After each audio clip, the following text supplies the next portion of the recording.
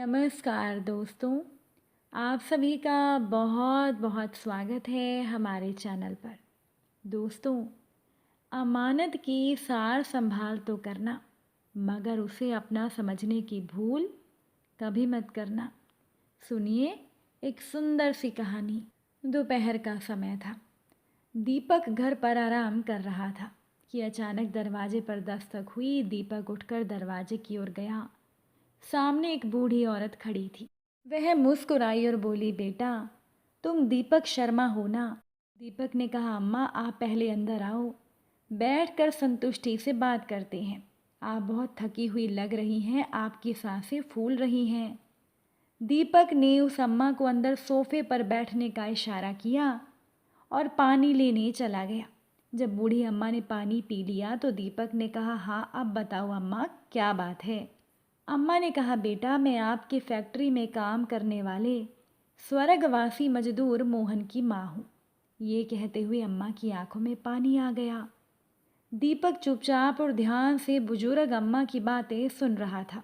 वह कहती रही, मेरी बेटी की शादी तय हो गई है और शादी की तारीख भी बहुत ही नज़दीक है।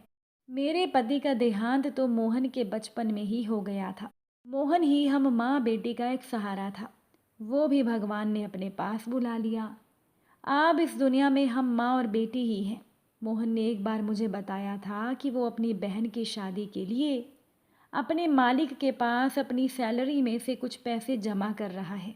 इसीलिए मैं चाहती हूँ कि आप मुझे वह पैसा दें जो मेरे दिवंगत बेटे ने अपनी बहन की शादी के लिए अमानत के रूप में आपके पास जमा किया था। दीपक ने उन बूढ़ी माँ से पूछा कि अम्मा, क्या आप जानती हैं कि आपके दिवंगत बेटे ने अमानत के रूप में कितने पैसे मेरे पास जमा किए हैं? तो बूढ़ी माँ ने कहा, हाँ बेटा, 2 लाख रुपए बनते हैं। अरे वाह अम्मा, आपको रकम याद है, मैं अभी आपको ला कर देता हूँ। दीपक सारे पैसे ले आया और बूढ़ी माँ को सौंप दिए। बूढ़ी माँ ने पैसे ले लिए और दुआएं देती हुई चली गई। दीपक भी अपने दैनिक कार्यों में व्यस्त हो गया और इस घटना को भूल गया। परंतु कुछ दिनों के बाद अचानक वह बूढ़ी अम्मा फिर से दीपक के घर आई। उनके पास एक छोटा सा थैला था। दीपक ने उस बुजुर्ग माँ से पूछा, अम्मा कैसी हो और अचानक मेरे घर क्या बात है? बुजुर्ग माँ की आंखों में आंसू भी थे और शर्म भी। उन्होंने दीपक के सर पर हाथ रखकर कहा, बेटा मुझे माफ़ कर दो, मैंने जानबूझकर ऐसा नहीं किया, मैं कोई धोखेबाज या ठग नहीं हूँ। दीपक ने कहा, मैं जानता हूँ माँ, तुम्हें अपने बारे में सफाई देने की कोई ज़रूरत नहीं।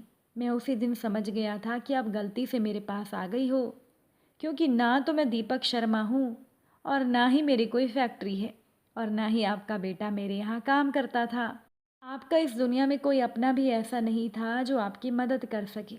लेकिन बेटी की शादी को लेकर आप बहुत चिंतित लग रही थी, इसीलिए मैंने आपकी इसी बहाने मदद कर दी। दीपक ने हाथ जोड़ते हुए कहा, हाँ बेटा, जब असली दीपक शर्मा मेरे पास पैसे लेकर आया तो मुझे भी पता चल गया।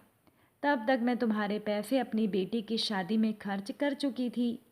अब मैं तुम्हारी अमानत लौटाने आई हूँ। वह अपने साथ लाया हुआ थैला दीपक की ओर बढ़ाते हुए बोली, गिन लो बेटा, 2 लाख पूरे हैं। दीपक ने बूढ़ी माई से कहा, अरे माँ, इसकी क्या ज़रूरत थी? यह रकम आप ही रख लो, आपके बुढ़ापे में काम आएंगे। दीपक ने लाख मिन्नतें की लेकिन बूढ़ी माँ नहीं मानी। कहने लगी, नहीं बेटा, यह पैसे मैं नहीं ले सकती, यह तो आपकी अमानत है। और दुआएं देती हुई वो अम्मा चली गई। इसीलिए दोस्तों, अमानत की सार संभाल तो करना, मगर अमानत को अपना समझने की भूल मत करना। अगर आज की ये कहानी आपको पसंद आई हो तो चैनल को सब्सक्राइब ज़रूर कीजिएगा।